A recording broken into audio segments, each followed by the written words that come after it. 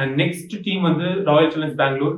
எல்லாருமே வந்து சோஷியல் மீடியால கழுவி ஊத்திட்டு இருந்தாங்க அவங்க மேனேஜ்மெண்ட் பத்தி. பிகாஸ் வந்து எந்த இயருமே வந்து அவங்க ஆப்ஷன்ல பெஸ்டான பிளேயர்ஸ் பிக் பண்றது கிடையாது அப்படின்னா, இந்த இயர் வந்து எனக்கும் அந்த என்னடா சும்மா திட்டியே இருக்கீங்க மேனேஜ்மெண்ட் தோணுச்சு. ஆனா இந்த இயர் நிஜமாவே எனக்கும் அந்த இம்பாக்ட் இருந்துச்சுங்க. Because lot of best players வந்து பிக் பண்ணாம விட்டாங்க. இப்போ நீங்க அவங்களோட பிளேயர்ஸ் எடுத்து பாத்தீங்கன்னா யாருமே சொல்லிக்கிற அளவுக்கு பெருசாவே இருக்காது. எல்லாமே வந்து ஆல்ரெடி நம்ம பார்த்தது இல்ல பார்க்காத பிளேயர்ஸ்.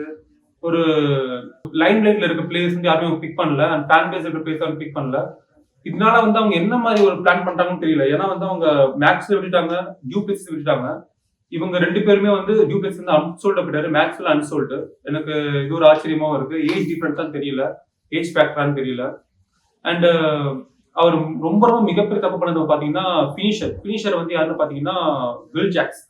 வில் ஜாக்ஸை வந்து அவங்க மும்பை இந்தியன்ஸ் போய் கொடுத்துருக்காங்க. ஏன்னா மும்பை இந்தியன்ஸ் கிட்ட அமௌண்ட் கம்மியா இருந்துச்சு ஆப்ஷன் கேட்கும் போது. அப்போ வந்து ஆர்டிஎம் கேட்கலாமான்னு பிட் பண்ணாங்க. ஆனா வந்து அந்த மேனேஜ்மெண்ட் வந்து ஆர்டிஎம் வேணாம், நாங்க மும்பைக்கு தரேன்னு சொல்லிட்டாங்க. யாரா வில் ஜாக்ஸ். வில் ஜாக்ஸ் வந்து ஓப்பனிங்ல ஆடுவாரு, பினிஷிங்ல ஆடுவாரு. அந்த அளவுக்கு ஒரு தரமான பிளேயர். அவங்க எதுக்கு ஆர்சிபி விட்டாங்கன்னு தெரியல.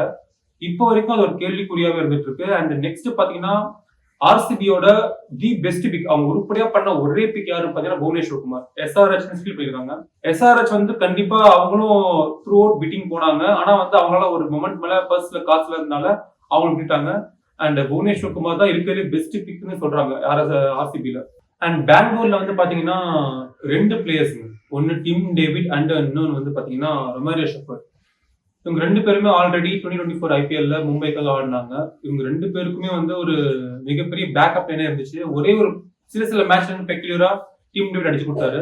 ஆனா வந்து மேனேஜ்மெண்ட் ஒரு மாதிரி சொல்ல, ரன் ரேட் ஒரு மாதிரி இருக்கு, அவர் ஒரு மாதிரி ஆடினாரு. ஏன்னா அது அந்த ஒரு கன்சிஸ்டன்சியுமே அவர் மெயின்டைன் பண்ணல.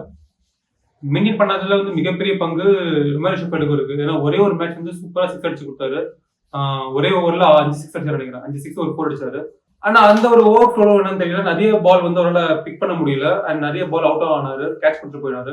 அந்த மாதிரி ஒரு பெரிய பிளேயர்ஸ் ஆர்சிபில கிடையவே கிடையாது. நெக்ஸ்ட் வந்து போலிங் டீம் மகா மட்டமா இருக்குங்க ஆர்சிபில.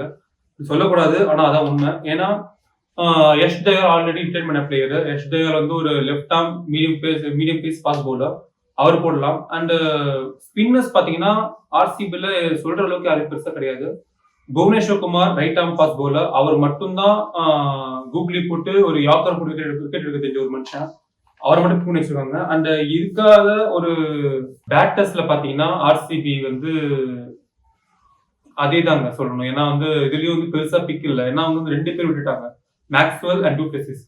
ஒரு கேஜிஎஃப்னு சொல்லுவாங்க. கேஜிஎஃப்னா கோலி, கிளென் மேக்ஸ்வெல் அண்ட் ஃபேப் டூப்ளெசிஸ். இவங்களோட அந்த கூட்டணி வந்து இல்லாம போச்சு இந்த வாட்டி. சோ ஓப்பனிங் வந்து ஆப்வியஸ்லி விராட் கோலி இறங்குவாரு. அவர் கூட வந்து ஃபில் சால்ட் இறங்குவார் பேசிக்கிட்டு இருக்காங்க. ஃபில் சால்ட் வந்து அடிச்சார மனுஷன், பவர் பிளேலும் சரி. அண்ட் ஒரு மிடில் ஆர்டர் ஓவர்ல ஒரு 10 ஓவர் வரைக்கும் கண்டிப்பா நிக்கிற ஒரு ஆள் தான் அவரு ஃபில் சால்ட். அண்ட் அவர் கூட வந்து 1 டவுன்ல யார் பாத்தீங்கன்னா ரச்சித் படிக்கர் அவர் இருக்கலாம். அப்படி இல்லைன்னா தேவ்தர் படிக்கலா இருக்கலாம். ரச்சித் பட்டிதரா இருக்கலாம். அப்படின்னா தேவ்தர் படிக்கலா இருக்கலாம். படிக்கல் வந்து மிடில் ஆர்டர்ல வந்தா பெஸ்ட் எனக்கு தோணுது.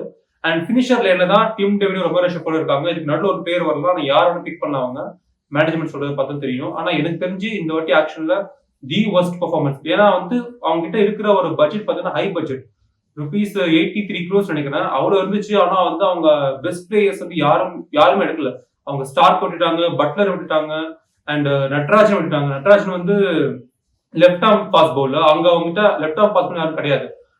லுங்கி இங்கிரி இருக்காரு. லுங்கி இங்கிரி வந்து லெக் சைட்ல போனார். பட் ஆஃப் சைட்ல வந்து அதிகமா கான்சென்ட்ரேட் பண்ணி யார்கர் வந்து அதிகமா வீசுறது பாத்தீங்கன்னா நட்ராஜன் விட்டுட்டாங்க. சோ என்ன சொல்லுன்னு தெரியலங்க. இதுல வந்து ஆல்ரவுண்டர் பாத்தீங்கன்னா லிவிங்ஸ்டன் அண்ட் ஜேக்கப் பெக்கல். அண்ட் லாஸ்ட் பாத்தீங்கன்னா மனோஜ் பண்டி வந்து ராஞ்சில நல்லா பிளே பண்ணாங்க.